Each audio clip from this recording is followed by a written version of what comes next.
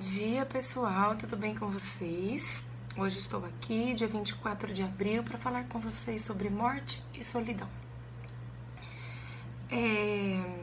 A lição toda dessa semana vem falando sobre o relacionamento, né? Sobre a solidão, aliás. De como a gente pode lidar com isso, como é o casamento, a vida de solteiro, o divórcio, que todos nós, em algum momento da nossa vida, a gente lida ou pode lidar com o momento de solidão. E aqui tá falando sobre a morte. É importante a gente entender que, em primeiro lugar, a morte é um inimigo. A morte jamais será a parte da nossa vida. A gente tem que lidar, a gente é obrigado a lidar com isso por causa do mundo de pecado que a gente vive. Só que ela é sempre um corpo estranho. E a menos que Jesus volte, irmãos, a gente em algum momento vai ter que lidar com isso.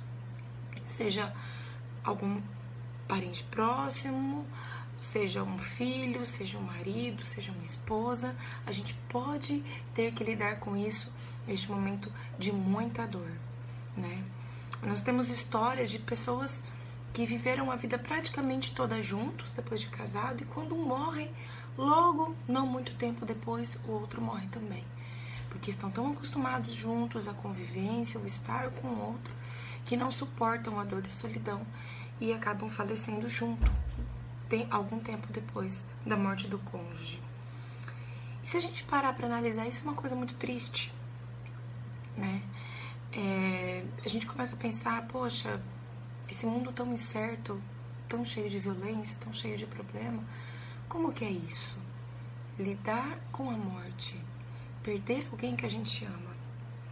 A Bíblia dá vários textos de que a gente tem motivo para ter esperança e que a gente pode se alegrar.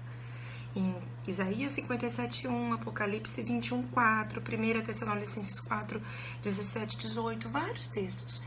Todos eles afirmam a mesma coisa, que nós temos esperança, porque Jesus venceu a morte. Ele ressuscitou. E por ele ter ressuscitado, um dia nós seremos ressuscitados. E aquele que a gente ama também será ressuscitado. Então a gente pode até passar pela morte aqui nessa vida, mas não é o fim. Jamais será o fim. Ele vai voltar. E quando ele voltar, eu, se estiver morta, vou ressuscitar dentre os mortos. Se alguém da minha família tiver falecido, ele irá ressuscitar dentre os mortos. Porque Jesus venceu a morte. E a morte é um inimigo. E será vencida quando Jesus retornar. Um abraço, um beijo para você. Tenha um bom dia, uma boa quarta-feira.